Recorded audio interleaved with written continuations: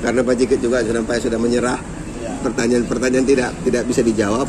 Mungkin untuk berikutnya nggak mau dia pertanyaan terlalu menjurus, terlalu jadi signifikan. Sama-sama semuanya, apabila ada pertanyaan-pertanyaan dari Bang Nur tersebut, kalau bisa alihkan aja pertanyaan. Nanti yang seumpamanya kau itu di pinggir sumur,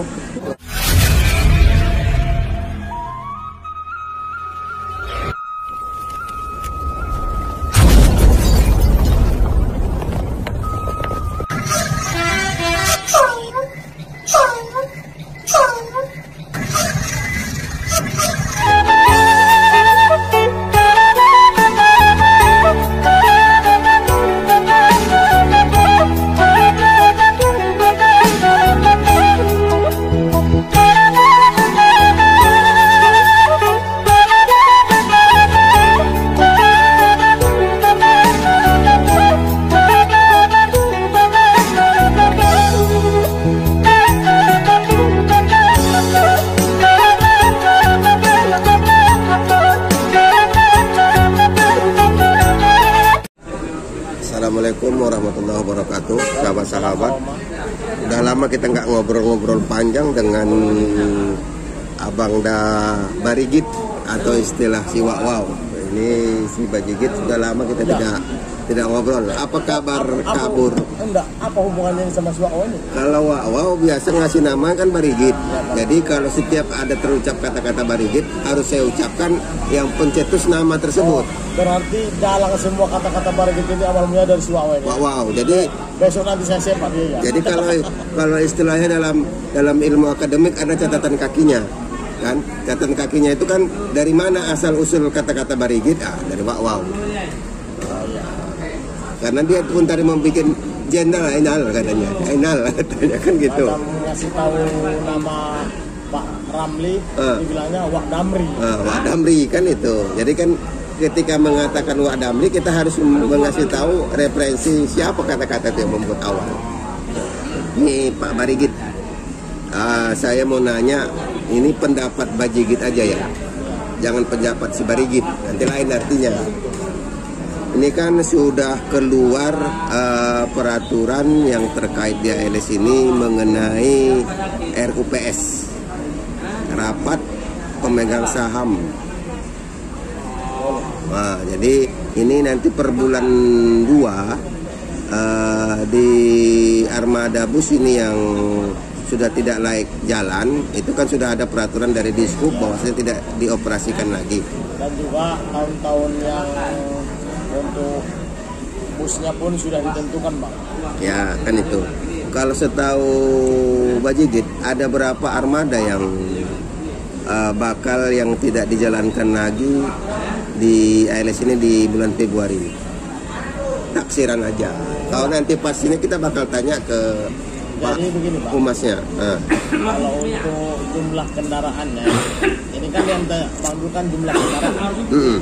Kalau untuk masalah jumlah kendaraan itu ya otomatis saya pun tidak bisa. Bukan saya tidak bisa sih, mungkin saya tidak tahu. Karena saya pun mendapat berita dari kantor ALS lah ceritanya. Itu dari Humas langsung. Jadi kalau ini Bang, unik ini Bang, pertanyaan apa ini? Wajar nih. Ya, karena kau di sini. Karena kau di sini maka aku tanya. Karena ini belum ada terpikiran oleh dalam otakku ini ya, belum ada terpikirku untuk bertanya berapa unit. Aduh, serius Bang. Justru abang bertanya itu salah orang. Karena kemarin aku tanya, sebelumnya aku tanya, cuman di luar kamera sama Humas. Aku pingin langsung nanti dengar dari Humasnya bahwasanya berapa unit yang bakal direstorasi atau tidak dijalankan lagi nanti di bulan Februari. Ini kan dari kata Barigit, setahu Barigit otomatis kan Barigit setiap hari tahu armada yang berangkat itu yang jenis armadanya yang layak atau yang tidak layak kan itu menurut Barigit bagaimana? Memang kalau menurut aku ini kalau aku nggak berani jawab dari pribadi Bang ya. Dari pribadi dan dalam hati dan dari lubuk hati yang paling dalam ini saya tidak tahu. Berarti walaupun kerja di sini bukan berarti semua tahu. Tahu. Walaupun tahu tapi belum tentu mau ngasih tahu. Bukan, kalau rasa saya bukan belum mau mengasih tahu. Tidak ada kapasitas. Bukan seperti itu. Tidak ada wewenang saya untuk mengasih tahu seperti itu. Ya udah, tidak ada kapasitas saya untuk memberitahu. Itulah dia, membantah lagi.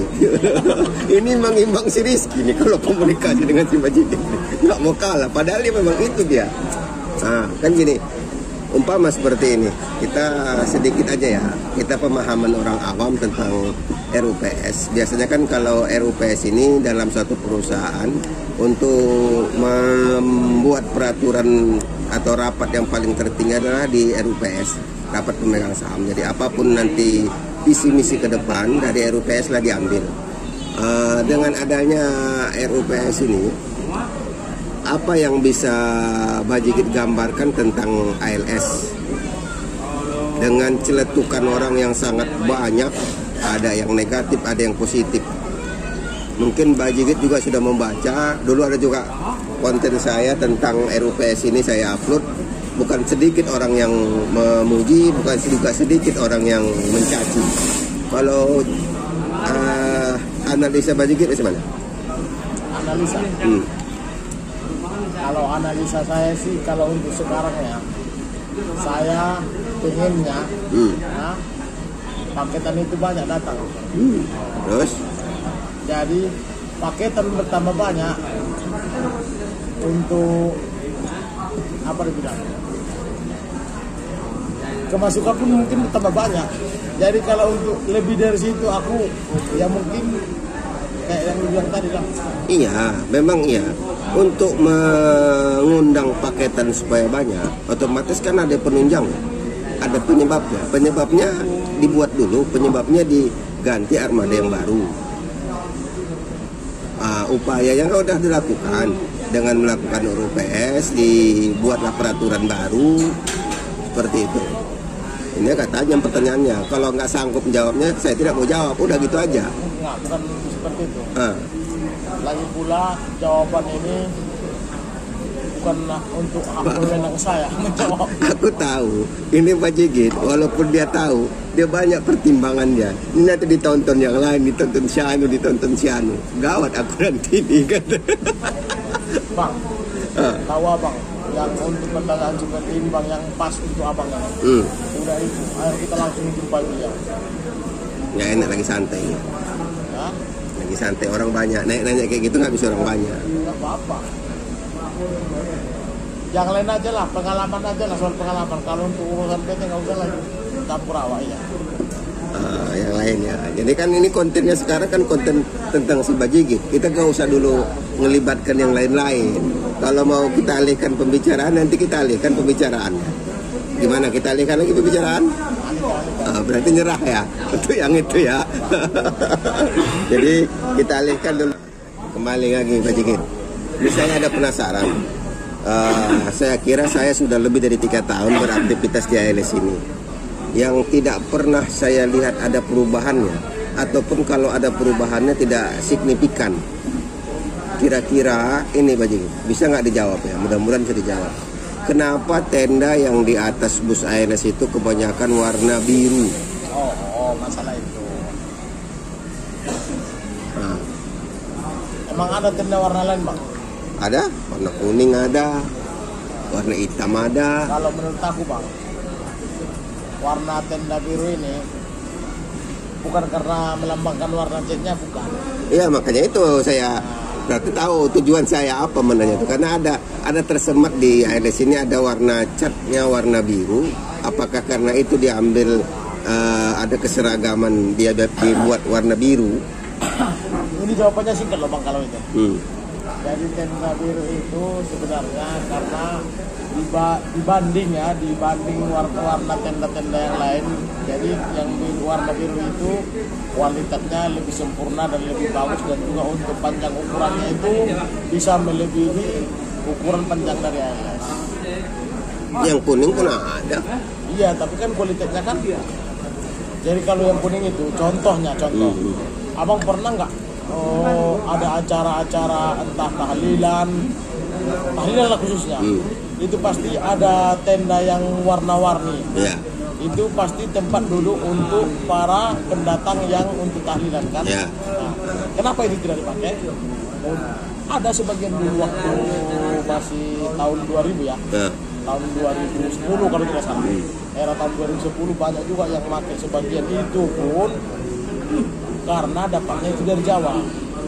Jadi tenda yang biru ini kebanyakan yang menjual itu di Sumatera ini. Itu pun kemarin pas aku pernah sendiri ngalamin. Treknya itu jurusan Siantar Solo. Siantar Solo. Tahun 2007. Di Siantar Solo. Jadi pernah kami coba untuk memakai tenda yang warna-warni seperti yang untuk tempat tahlilan tadi. Ya, warna kuning. Hanya bertahan beberapa trip. Ya mungkin Bang Nur udah bisa memahami lah kalau untuk kata-kata beberapa trip. Kena hujan, kena panas itu. Iya. Jadi udah kami pasang tendanya. Jadi untuk robeknya pun lebih gampang, lebih rapuh. Jadi takut bocor kena barang-barang di atas gitu. Jadi karena kita pun kan yang namanya bahan paketan lah contohnya. Untuk paketan itu ya otomatis kan kita jaga dengan sebaik mungkin agar supaya langganan-langganan yang sebelumnya berdatangan jadi menetap dia, ya kan? Ya itu yang perlu kita jaga untuk intinya kenyamanan lah. Ini juga masalah paket.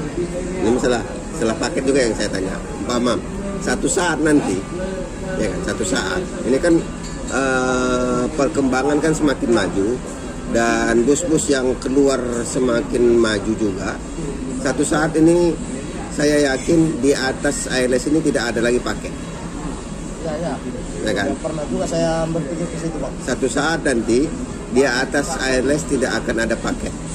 Bagaimana tanggapan Pak Jigi tentang itu? Ya maksudnya yang di atas lah ya. Iya, dia karena kan sudah kosong, di bawah sudah bisa diisi full dengan bagasi yang lebih longgar. Semua ditaruh di bawah. Kalau bagasi tidak ada lagi paket di atas, bagaimana menurut Pak Jigi? Menurut tanggapanku. Iya. Jadi menurut tanggapanku kalau masalah itu karena kan belum terjadi. Jadi karena awak pun nggak ngalamin, bukan nggak ngalamin, belum ngalamin. Iya belum ngalamin. Jadi saya sudah ngalamin. Saya bertanya dulu sama guru gimana pendapat orang itu, baru nanti saya jawab itu juga pendapat orang itu. Ini kan masih kita estimasi. Bagaimana seandainya nanti satu saat tidak ada lagi barang di atas? Apa yang terjadi menurut Pak Jigi? Terjadi dulu lah, Bang. Apa yang terjadi dulu. Terjadi dulu. Jadi nggak bisa dijawab sekarang. Iya, baru bisa kita bercerita. Nanti gini, Bang. Mana tahu ya. Lebih banyak penghasilan dari bagasi dalam daripada bagasi atas, ya kita nggak tahu. Jadi terjadi dulu, baru kita jawab pertanyaan itu. Jadi payah lah kalau kayak gitu. Payah. Ini di 17 Agustus. Kalau daftar trip kan saya kira normal perjalanan. Apakah memang normal jam keberangkatan tetap masuk sementara ini tanggal merah? Ini kan yang dilihat abang kan karena 17 Agustus kan. Iya. Selagi waktu COVID-19 aja ALS bisa jalan.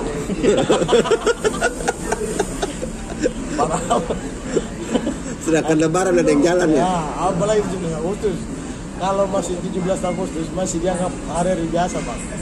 Jadi yang dianggap hari luar biasa itu hari apa? Itulah yang waktu COVID itu. Masih tetap jalan ya kan? Masih tetap jalan. Walaupun sempat berhenti ada sekitar 1 minggu kalau tidak salah, 1 minggu atau 2 minggu. Ya. Kalau kayak tadi kan Mbak Jigit ada menanya saya tentang kelangkaan solar. Kalau mau lihat lengkapnya silahkan lihat di channelnya Pak Jigit. Itu kalau menurut pendapat saya. Kalau menurut pendapat Pak Jigit sendiri, apa yang bisa Pak Jigit simpulkan dengan kru-kru yang menghadapi solar sulit di jalan ini? Jadi begini Bang, awak kan, nah ini pertanyaannya nih cocok untuk saya juga nih Bang, pertanyaannya. Karena saya juga bilang belasan tahun juga Bang ya, berkecimpung di lintas Sumatera Jawa. Jadi saya pun pernah mengalami ini sebelumnya. Cuman tahunnya udah lupa ya, masalah tahun berapa. Pas waktu kelangkaan solar itu posisinya di tengah jalan. Waktu itu kami lintas dari ke timur di daerah antara Jambi sama perbatasan Riau waktu itu. Jadi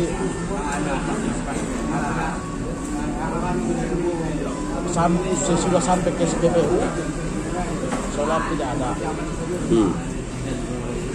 Untuk jalan-jalan nampaklah orang yang jual-jual jerigen.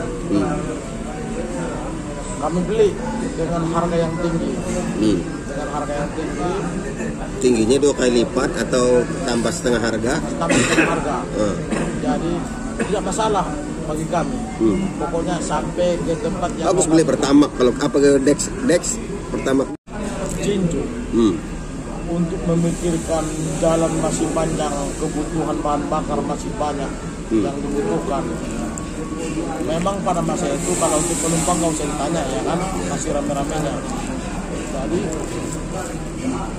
pas di tengah hutan Bang, karena kelangkaan solar itu, sakitnya itu mungkin kalau ada gini Bang, kalau ada misalnya yang cerita masalah bahan bakar ataupun solar langka di jalan, contohnya yang kayak Bang John ucapin tadi ke saya sebelum pemberangkatan beliau, justru hati saya pun tersentuh Bang, karena pernah ngalamin seperti itu. Iya betul Bang. Kalau sekarang kan masih enak, udah tubeless, ban 1000. Apa bedanya kalau rasa Bajajit ban 1000 dengan ban 500 untuk suspensi? Iya. 900 dengan 1000. Ya kan masa itu kan suspensi kan istilahnya kan kalau sekarang kan elektrik. Jadi sebelum elektrik pun ban 1000 pun udah ada. Iya. Udah ada. Nah, kalau untuk akselerasi di jalan lebih nyaman mana? Kalau menurut aku Bang, yang namanya perkembangan sudah ini apa namanya? Sudah maju. Ya otomatis yang perkembangan yang maju itu ya lebih bagus lah Bang. Oh gitu. Mudah-mudahan sesuai ya. Ya harus gitu karena kan gini Bang, untuk kelas helper lah dibilang. Jauh enakan sekarang. Enaknya apa? Oh, pakai ada tempat duduknya yang pakai busa. Iya, kalau dulu kami duduk di lantai. Helpernya. Iya. Kalau dulu bukan helper namanya. Apa? Kenek. Bukan. Jadi stokar. Udah 3 perubahannya. Stokar, kenek, sekarang udah helper. Itu udah beda. Waktu jadi stokar itu beda rasanya, waktu jadi kenek itu beda jadinya rasanya. Jadi kalau orang-orang bus ataupun kru-kru bus bicara soal masalah kelangkaan bahan bakar, ini langsung itu hati saya ini terasa. Waduh, terasa betul ya. Karena apapun pernah mengalami. Jadi apalah umpama si Bajigit lah. Ini kita berandai-andai. Jadi pejabat yang ada wewenang dia untuk kelangkaan solar ini, apa yang Bajigit lakukan? Ini pejabat siapa ini? Pejabat yang ada wewenang dia untuk menanggulangi kelangkaan solar. Ya maunya semuanya yang bawahannya itu dipantau. Terus? Pantau semua. Jadi pantau diapain? Pukulin? Berarti kan ada sesuatu ini. Sebelumnya kenapa bisa normal dan ada kadang bisa nggak normal, ada kadang normal. Toh kebutuhan sudah sama. Ya, kan? Tapi masalahnya Bang, kalau untuk kata-kata ini yang nggak usah ucapkan di sini. Ya, nggak masalah. Mungkin dengan seperti ini kan gini, kita kan bisa analisa sih. Jadi sebagai orang awam gini, kita kan bagi kita orang awam. kalau memang sulit, kenapa nggak sulit terus-terusan? Kan kalau memang nggak ada solusi, kenapa nggak sulit terus-terusan? Toh memang sebelumnya nggaknya sulit. Kenapa dia ada waktu kadang sulit, ada kadang nggak sulit? Berarti kan kita estimasi pengeluaran atau kebutuhan solar itu yang dibutuhkan untuk kendaraan di Indonesia kan sudah terjangkau. Sekian kebutuhannya, sekian yang harus kita adakan. Seperti itulah Bang, nasib dan rezeki untuk manusia itu. Maksudnya? Nah, kenapa? Karena kata Abang tadi, terkadang sulit, terkadang enggak. Oh beda. Kalau itu beda. Kalau rezeki kita nggak tahu tuh rezeki kebutuhan kita berapa. Kalau untuk solar, kita sudah tahu kebutuhan kendaraan jumlah kendaraan di Indonesia ini kita tahu. Jumlah kendaraannya kita terprediksi berapa. Yang menggunakan kendaraan menggunakan solar itu berapa liter per hari sudah ada. Jadi sudah terpatok dia segini kebutuhannya. Coba. Segini yang harus diadakan. Coba dulu Bang, pertanyaan yang ini ke Abang. Nggak mau aku tujuan aku. Kan ini udah tiga ronde aku tengok nyerah terus dengan pertanyaannya. Jadi kan yang kutanya ini Pak Jigit, bagaimana tanggapan Pak Jigit? Karena gini, kenapa ya, harus? Kalau tanggapanku Bang ya mungkin biasa-biasa aja lah. Karena kan kalau orang lain yang nggak pernah mencicipi bagaimana suka dukanya di atas ban yang dengan bus yang itu tadi 57 dapat 1.000 ya. 950. Itu jangan dialihkan dulu, yang itu dulu. Kalau bajikan sudah mengalami bagaimana susahnya di jalan, otomatis kan aku bukan nanya yang macam mana orang lain, aku tanya macam mana pendapat si Bajigi. Pendapatnya apa ya? Ini wajar-wajar aja dong pendapat kita. Mudah-mudahan bisa didengar. Apa pendapat Bajigi? Ya pendapatku ya begitulah ya. Apa yang sedang kita alami ya mungkin terima apa adanya lah. Nggak bisa. Kalau kita terima apa adanya nggak bisa. Kecuali kita rezeki dari Allah. Kalau itu bisa kita terima apa adanya. Iya, kalau nggak setuju Bang terima apa adanya, terima ada apanya. Inilah kadang-kadang terlalu menyerah langsung. Jangan begitu. Dengan adanya seperti ini kan ada harapan. Sementara kan kita nih ada memilih pejabat-pejabat yang telah kita kasih wewenang ke mereka untuk mengatur negara ini. Sementara keadaan seperti ini, ya kan kita juga harus punya saran. Katanya demokrasi. Bang udah jam 21 ini. Iya, tahu aku Bajigit ini nggak bisa lagi pertanyaan ini. Udah jarang-jarang jumpa 3 ronde pertanyaan. Ini sama aku tengok si Bajigit sama si Rizky. Coba ditanya Abang sama yang di belakang Abang. Nggak mau aku naik Bajigit aja cuman. Masalahnya percuma kalau ditanya sama Bajigit. Dia sama sekali namanya tak ada sekolahnya, kayak mana mau dia tahu? Bukan harus ada sekolah menjawab pertanyaan. Ini yang ditanya menurut, kecuali yang kutanya kalau menurut filosofi Aristoteles apa, itu wajar Bajigit. Kalau menurut statistik daripada ekonomi Indonesia, kalau ditinjau dari ilmu logika macam mana, itu wajar. Kayak mana lah Bang? Awak lahir di kampung. Samanya aku di kampung. Kita boleh dari kampung, tapi jangan jadi kampungan. Kita boleh lahir dari kampung. Aku pun dari kampung, tapi jangan kampungan. Apalagi nggak bisa ngomong loh kan. Iya, masalahnya kan sudah menunjukkan. Yalah, karena Bajigit nggak bisa menjawab, atau mungkin malu-malu dia menjawabnya. Ini mau seluruh dia udah nggak bisa. Sebenarnya bukan tak mau aku menjawab. Karena jawaban untuk pertanyaan Abang ini aku nggak tahu apa yang mau aku jawab. Yang dipertanyakan Abang pun aku nggak tahu itu. Nggak paham tak apa yang mau ditanya. Ya udahlah.